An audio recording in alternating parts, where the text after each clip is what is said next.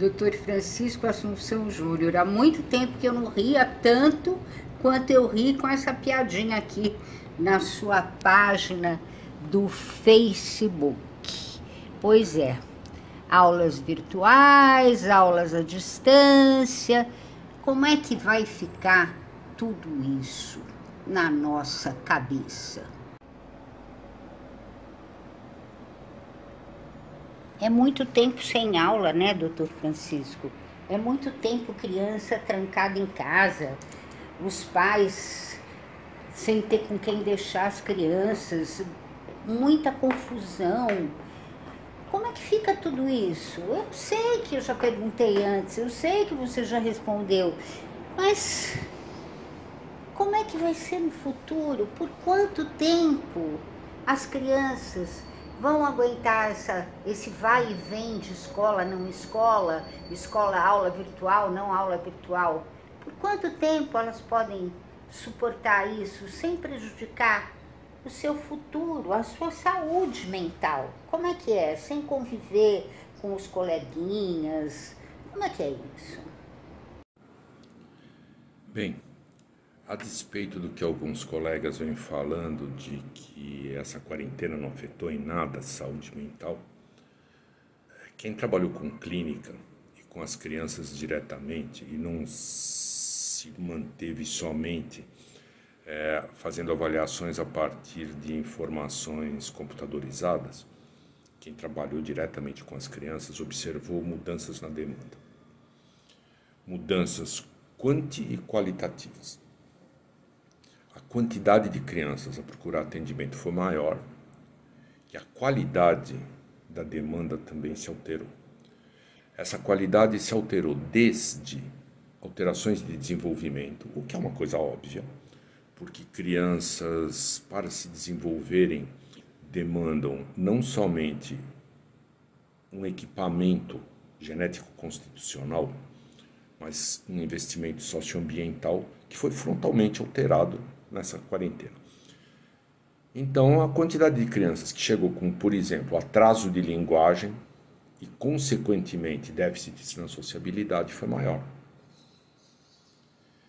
Da mesma maneira que o índice de quadros ansiosos e que com 1 ano de funcionamento já não podem ser mais considerados como simplesmente reações de sofrimento. E a ansiedade manifesta das mais diversas formas, desde uma ansiedade generalizada até naquelas crianças menores, ansiedade de separação,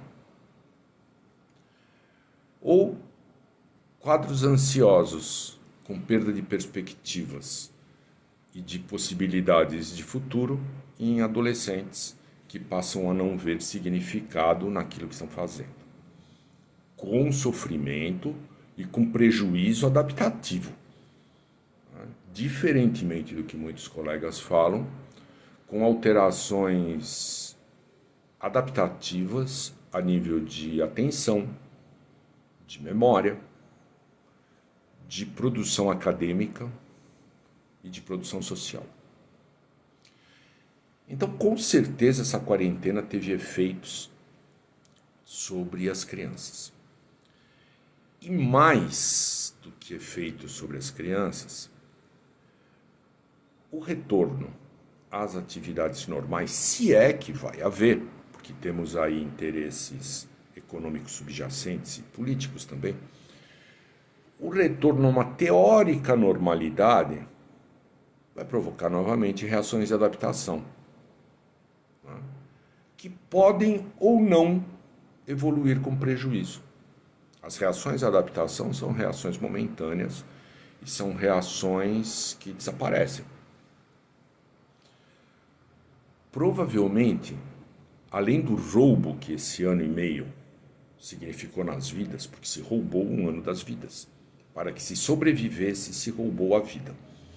Além do roubo desse 1 ano e meio, o retorno provavelmente será traumático também, porque principalmente para as crianças, ou elas não aprenderam, as muito pequenas, ou elas desaprenderam o convívio em grupo.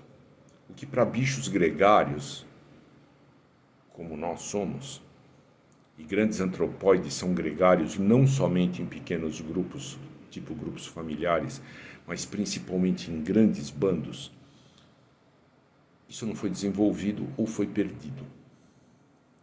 Então, além do roubo da vida, vai haver novamente a necessidade de uma adaptação que vai ser feita a custo de sofrimento e a custo de prejuízos. Isso é fundamental que nós saibamos, para que nós não consideremos simplesmente que nós estamos fugindo do Covid. Nós estamos fugindo do Covid, mas optando pelo sofrimento psíquico, pelas alterações de desenvolvimento e pelas consequências que nós não sabemos quais serão. E acho que, mais importante ainda, temos que pensar que o Covid representa só mais uma das nossas limitações, uma das tantas que nós já enfrentamos no decorrer de toda a nossa existência de 800 mil anos enquanto espécie humana. A morte, a doença e a limitação fazem parte desse existir. E o retornar à normalidade significa coexistir com isso.